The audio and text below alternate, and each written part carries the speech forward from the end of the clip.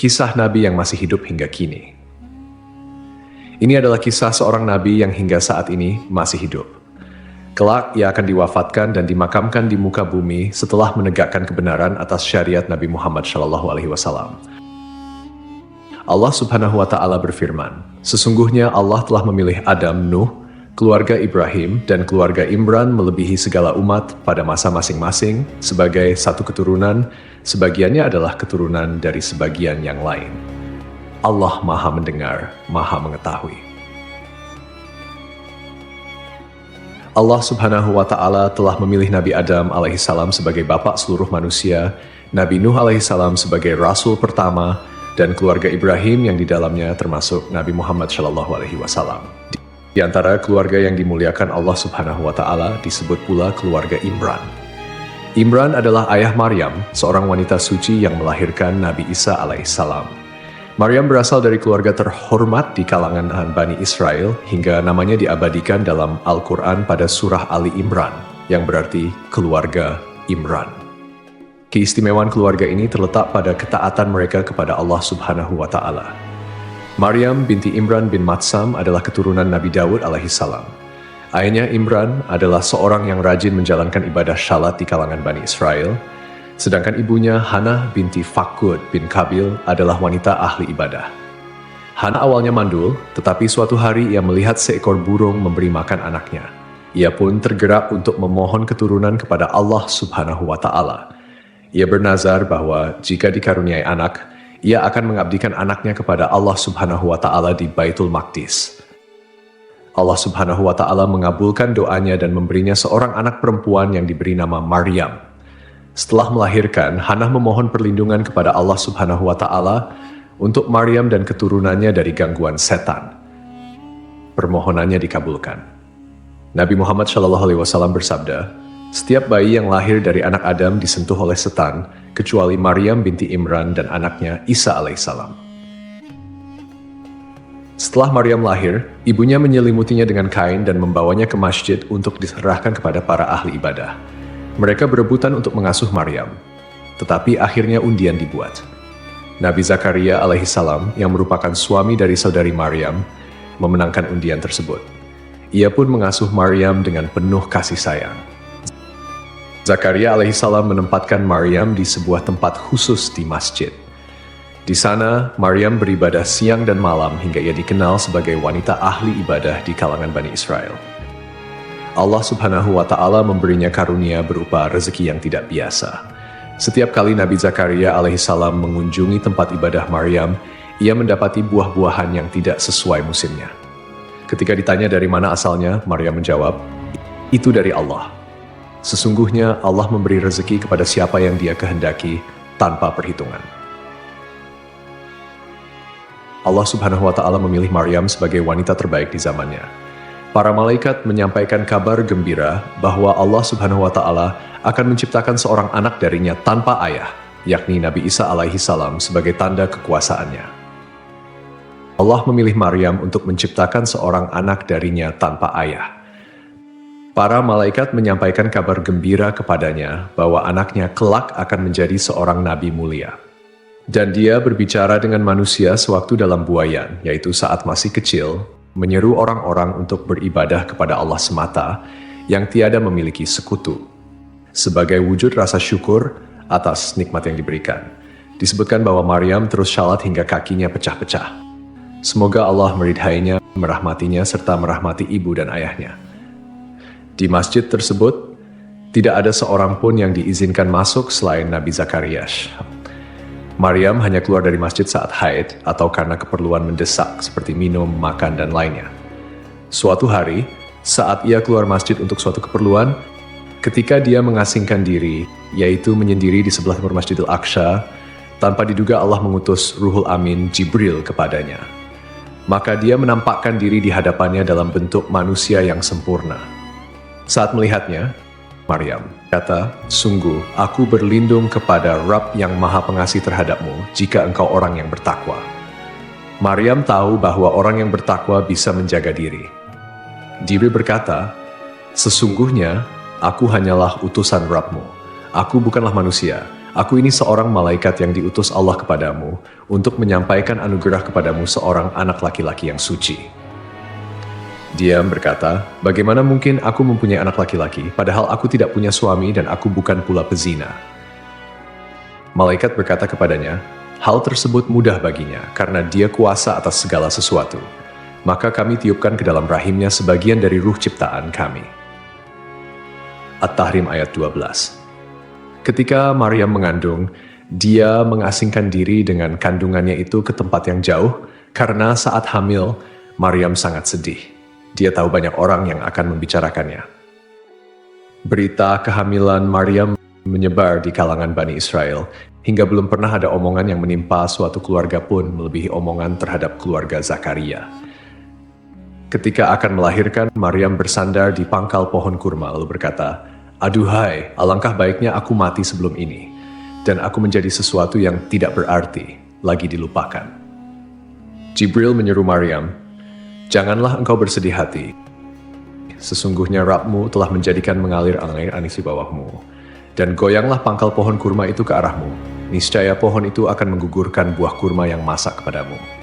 Maka makan, minum, dan bersenang hatilah engkau. Jika engkau melihat seorang manusia, maka katakanlah, sesungguhnya aku telah bernazar untuk menahan diri, tidak bicara bagi Rabb yang Maha Pemurah. Maka aku tidak akan berbicara dengan seorang manusia pun pada hari ini. Kemudian Maryam membawa bayi itu kepada kaumnya dengan menggendongnya.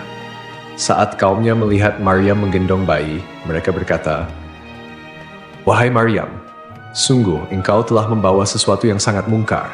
Ayahmu bukan seorang yang buruk perangai, dan ibumu bukan seorang perempuan pezina. Mereka menuduh Maryam berbuat nista dengan Nabi Zakaria. Lalu mereka bermaksud melenyapkannya.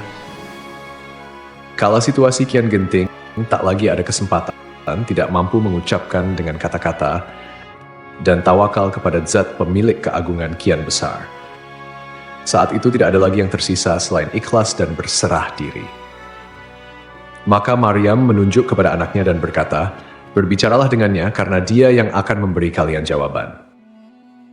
Mereka pun menjawab, bagaimana mungkin kami diminta untuk berbicara dengan anak kecil yang sama sekali belum memahami tutur kata.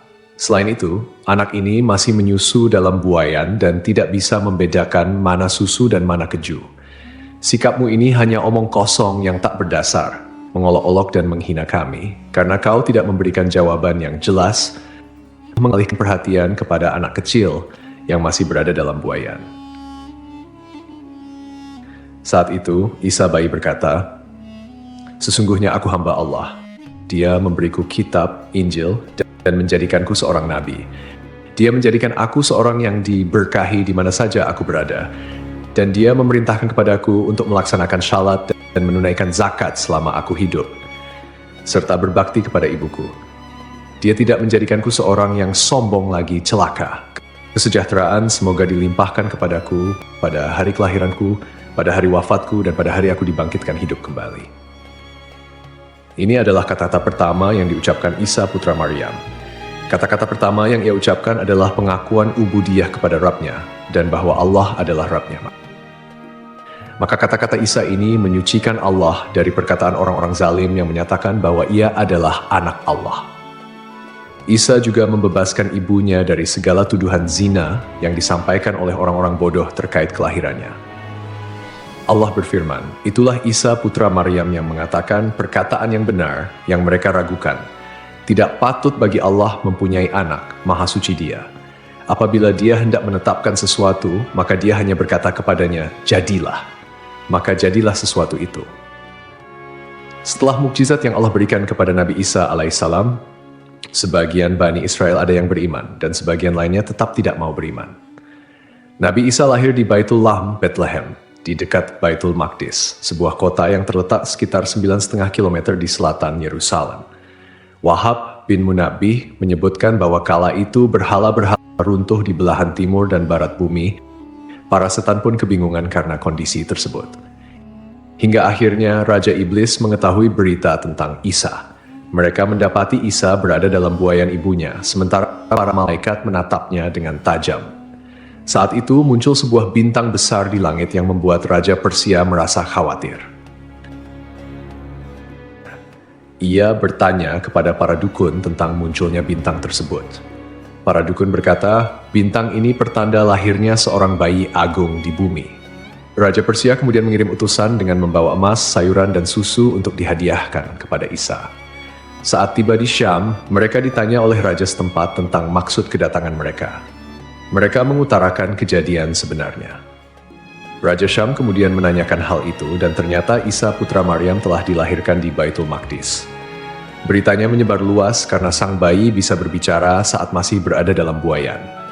Raja Syam kemudian mengirim seseorang untuk menunjukkan tempat Isa agar mereka bisa membunuhnya setelah para utusan Raja Syam pulang.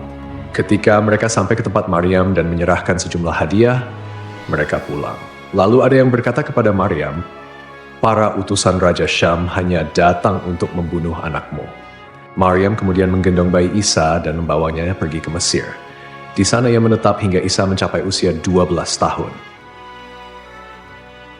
Allah Subhanahu wa Ta'ala mengajarkan Nabi Isa alaihissalam kitab Taurat dan Injil sebagaimana Allah mengajarkan kitab suci kepada nabi-nabi yang lain. Nabi Isa diutus oleh Allah dengan membawa misi yang sangat penting, yaitu mengajak Bani Israel untuk hanya beribadah kepada Allah semata. Ini adalah inti dari dakwah tauhid yang beliau bawa. Allah juga menunjukkan kepada Bani Israel berbagai mukjizat dan bukti nyata bahwa ajaran tauhid yang dibawa oleh Nabi Isa alaihissalam adalah ajaran yang benar. Sejumlah karamah dan mukjizat tampak pada beliau bahkan saat masih kecil. Di antaranya, suatu ketika seorang dahkan, tuan rumah tempat Isa dan ibunya singgah, kehilangan sejumlah uang di rumahnya. Rumah itu hanya ditempati oleh orang-orang fakir, lemah, dan mereka yang membutuhkan bantuan. Dahkan tidak tahu siapa pencurinya. Kejadian itu terasa berat bagi Maryam, juga bagi yang lain, termasuk sang tuan rumah. Mereka tidak bisa mengatasi permasalahan ini. Saat Isa mengetahui hal itu, ia menghampiri dua orang, salah satunya buta dan yang lain lumpuh. Isa berkata kepada si buta, berdirilah dan bawalah kursi ini. Si buta menjawab, aku tidak bisa melakukan itu. Isa berkata, seperti yang kalian berdua lakukan saat mengambil uang dari peti yang ada di dalam rumah itu. Setelah Isa mengatakannya, keduanya mengaku telah mencuri uang tersebut, lalu uang itu mereka kembalikan. Isa semakin terpandang di mata orang-orang, meski ia masih kecil.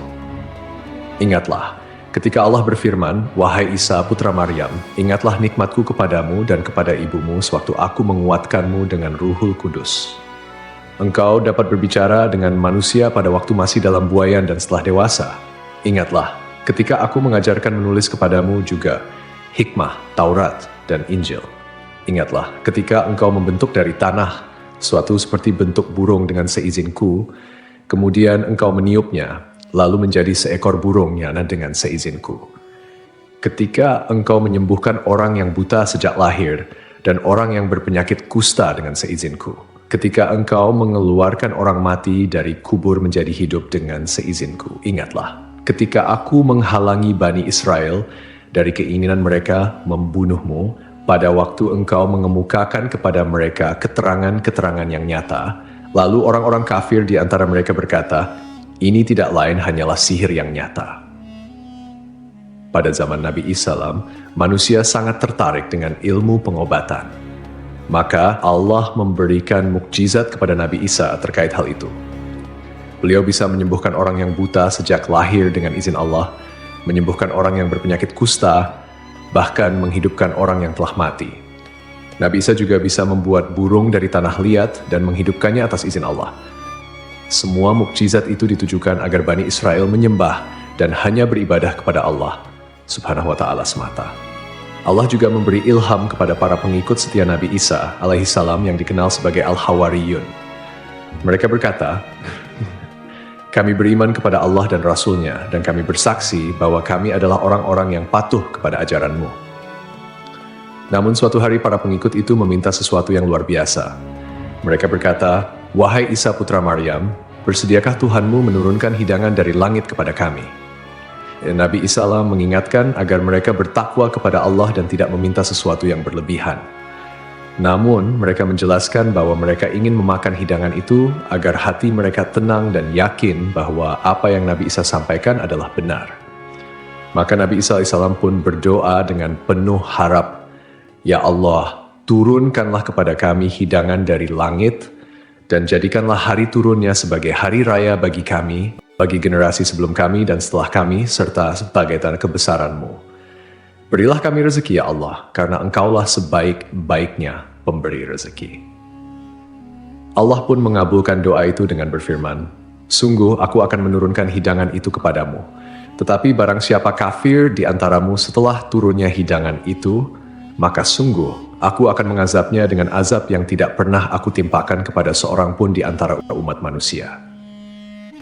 Kebencian Bani Israel kepada Nabi Isa sangat besar karena mereka tidak mau mengakui bahwa beliau adalah utusan Allah Subhanahu wa Ta'ala yang dijanjikan untuk Bani Israel. Mereka bahkan merencanakan untuk melenyapkannya. Mereka menghasut kerajaan Romawi dan merencanakan penangkapan Nabi Isa alaihissalam. Ketika mereka sedang merencanakan kejahatan, Allah juga merencanakan untuk melindungi dan menyelamatkan Nabi Isa alaihissalam. Allah Azza wa Jalla mewahyukan kepada Isa putra Maryam, "Wahai Isa, kuatkanlah dirimu dalam menyampaikan urusanku agama, dan janganlah lemah. Dengar dan taatlah, wahai putra wanita suci lagi perawan. Engkau lahir tanpa ayah. Aku menciptakanmu sebagai tanda kebesaran bagi seluruh alam. Hanya kepada-Kulah engkau harus beribadah dan berserah diri. Ambillah kitab ini dengan sungguh-sungguh, jelaskanlah kepada orang-orang yang berbahasa Suryani, dan sampaikan kepada mereka bahwa Akulah yang maha benar, maha hidup, maha mengurus segala sesuatu, dan aku tidak akan lenyap. Percayalah kepada seorang nabi buta huruf dari Arab, pemilik unta, surban, baju perang, 2 pasang sandal, tongkat, matanya lebar dan indah, dahinya kuat, kedua pipinya bercahaya, rambutnya ikal, jenggotnya tebal, kedua alisnya menyatu, hidungnya mancung, giginya renggang, lehernya terlihat jelas laksana teko perak, seakan-akan emas mengucur di tenggorokannya. Ia memiliki bulu-bulu dari dada hingga pusar laksana pedang, dan di perut serta dadanya tidak ada bulu selain itu. Telapak tangan dan kakinya tebal. Saat menoleh, ia menoleh dengan seluruh tubuhnya. Saat berjalan, ia seperti mereka dari batu dan meluncur di jalan menurun. Keringat di wajahnya seperti mutiara, dan aroma kasturi menyeruak dari tubuhnya. Belum pernah terlihat seorang pun sepertinya, baik sebelum maupun sesudahnya. Postur tubuhnya tinggi dan sempurna, aromanya harum. Ia banyak menikahi wanita, tetapi keturunannya sedikit. Keturunannya hanya berada di sebuah rumah surga yang terbuat dari mutiara cekung, tanpa keletihan ataupun suara gaduh di dalamnya. Wahai Isa, rawatlah dia di akhir zaman sebagaimana Zakaria merawat ibumu. Ia memiliki 2 cucu yang syahid. Di sisiku, ia memiliki kedudukan yang tidak dimiliki seorang manusia pun. Perkataannya adalah Al-Quran, agamanya adalah Islam, dan kesejahteraan datang menghampirinya. Tuba bagi siapapun yang menjumpai masanya, menghadiri hari-harinya, dan mendengarkan kata-katanya. Isa bertanya, "Ya Rab, apa itu tuba?" Allah menjawab, "Sebuah pohon yang kutanam dengan tanganku. Pohon itu untuk seluruh surga, akarnya dari ridwan, airnya dari tasnim, dinginnya seperti kafur, rasanya seperti jahe, dan aromanya seperti kasturi. Siapa yang meminumnya, ia tidak akan dahaga selamanya." Isa berkata, "Ya Rab, berilah aku minum sebagian darinya." Allah berfirman, "Haram bagi para nabi meminumnya sebelum nabi itu meminum. Haram pula bagi seluruh umat meminumnya sebelum umat nabi itu meminum." Wahai Isa, aku akan mengangkatmu kepadaku. Isa berkata, "Ya Rab, mengapa engkau mengangkatku?" Allah menjawab, "Aku mengangkatmu, kemudian aku akan menurunkanmu di akhir zaman agar engkau melihat keajaiban-keajaiban umat nabi tersebut dan membantu mereka memerangi Dajjal yang terkutuk.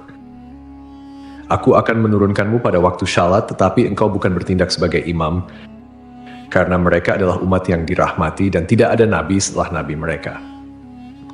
Nabi Isa berkata, "Ya Rab, beritahukan kepadaku tentang umat yang dirahmati itu." Allah berfirman, "Mereka adalah umat Ahmad. Mereka adalah ulama dan orang-orang bijak seperti para nabi. Mereka menerima pemberianku dengan rela hati meskipun sedikit, dan aku menerima amalan mereka meskipun sedikit.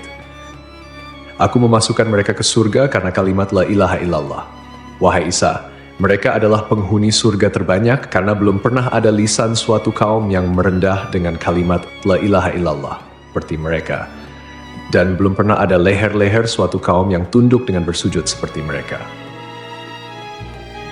Ketika Allah mengutus Isa putra Maryam sebagai nabi dan membawakan bukti-bukti nyata kepada mereka, orang-orang munafik dan kafir dari kalangan Bani Israel heran padanya dan menghinanya. Mereka berkata, "Apa yang dimakan si Fulan semalam, dan apa makanan yang ia simpan?" Orang-orang mukmin semakin bertambah imannya, sementara orang-orang kafir dan munafik semakin ragu dan bertambah kekafirannya. Meski demikian, Nabi Isa alaihissalam tidak memiliki tempat tinggal. Beliau hanya berkelana di muka bumi tanpa menetap di suatu tempat tertentu, sehingga tidak ada tempat yang dikenal sebagai kediamannya. Dan Allah adalah sebaik pembalas tipu daya. Allah Subhanahu wa Ta'ala berfirman, "Wahai Isa, aku mengambilmu dan mengangkatmu kepadaku, serta menyucikanmu dari orang-orang yang kafir, dan menjadikan orang-orang yang mengikutimu di atas orang-orang yang kafir hingga hari kiamat. Kemudian kepadakulah engkau kembali, lalu aku beri keputusan tentang apa yang kalian perselisihkan." Allah mengabarkan bahwa Dia mengangkat Nabi Isa ke langit setelah mewafatkannya dengan tidur, menurut pendapat yang lebih syahih.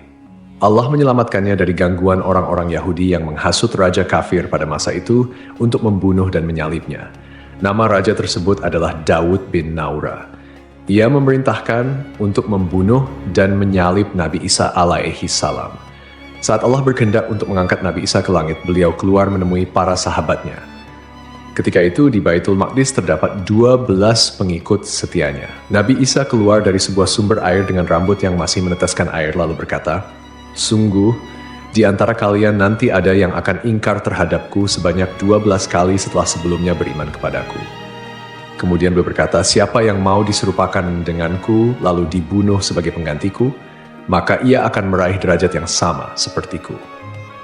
Seorang pemuda yang paling muda di antara mereka berdiri, tetapi Nabi Isa berkata, "Duduklah." Beliau mengulangi ucapannya dan pemuda itu kembali berdiri. Akhirnya Nabi Isa berkata, "Kaulah orangnya."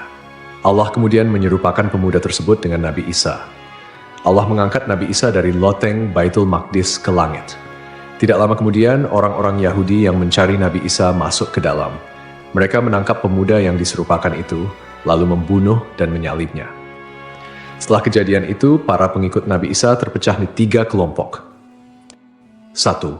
Kelompok Yakubiyah yang berkata, "Allah ada bersama kami selama yang Dia kehendaki, lalu Dia naik ke langit." 2. Kelompok Nasturiyah yang berkata, "Putra Allah bersama kami selama yang Dia kehendaki, lalu Dia mengangkatnya ke langit." 3. Kelompok Islam yang berkata, "Hamba Allah dan Rasul-Nya bersama kami selama yang Dia kehendaki, lalu Allah mengangkatnya kepadanya." Allah Subhanahu wa Ta'ala berfirman, "Tidak ada seorang pun dari ahli kitab kecuali akan beriman kepadanya Isa sebelum kematiannya." Ayat ini mengacu pada masa ketika Nabi Isa alaihissalam akan turun kembali ke bumi pada akhir zaman sebelum hari kiamat. Pada saat itu, beliau akan membunuh Dajjal, menghancurkan salib, membunuh seluruh babi, membatalkan pajak, tidak menerima agama apapun selain Islam. Nabi Isa akan memerintah dengan keadilan, dan seluruh umat manusia akan berserah diri kepada Allah Subhanahu wa Ta'ala. Ahlus Sunnah mengimani bahwa turunnya Nabi Isa alaihissalam merupakan salah satu tanda besar dari dekatnya hari kiamat. Sifat-sifat beliau yang disebutkan dalam berbagai riwayat adalah sebagai berikut. Seorang laki-laki dengan perawakan tidak terlalu tinggi dan tidak terlalu pendek, kulitnya kemerah-merahan, rambutnya keriting, terurai hingga kedua pundaknya, dan tampak selalu basah seperti baru keluar dari kamar mandi. Dadanya bidang. Setelah keluarnya Dajjal dan terjadinya kerusakan besar di muka bumi, Allah akan mengutus Nabi Isa alaihissalam untuk turun ke bumi. Beliau akan memimpin dengan keadilan, menghapuskan segala bentuk kezaliman, dan membinasakan Dajjal. Nabi Isa akan tinggal di bumi selama 40 tahun sebelum akhirnya wafat. Beliau akan dimakamkan di bumi sesuai dengan kehendak Allah Subhanahu wa Ta'ala. Setelah Nabi Isa alaihissalam wafat, kaum muslimin akan mensalatkan jenazah beliau sebagaimana mereka mensalatkan seorang hamba Allah yang syalih. Wallahu alam. Sungguh sangatlah mudah bagi Allah Subhanahu wa Ta'ala untuk menciptakan Nabi Adam alaihissalam tanpa ayah dan ibu, apalagi menciptakan Nabi Isa alaihissalam yang hanya tanpa ayah. Ketika Allah menghendaki sesuatu, Dia hanya berkata, "Kun, jadilah," maka terjadilah apapun yang Dia kehendaki. Oleh karena itu, tetaplah berharap dan bersandar hanya kepada Allah Subhanahu wa Ta'ala semata.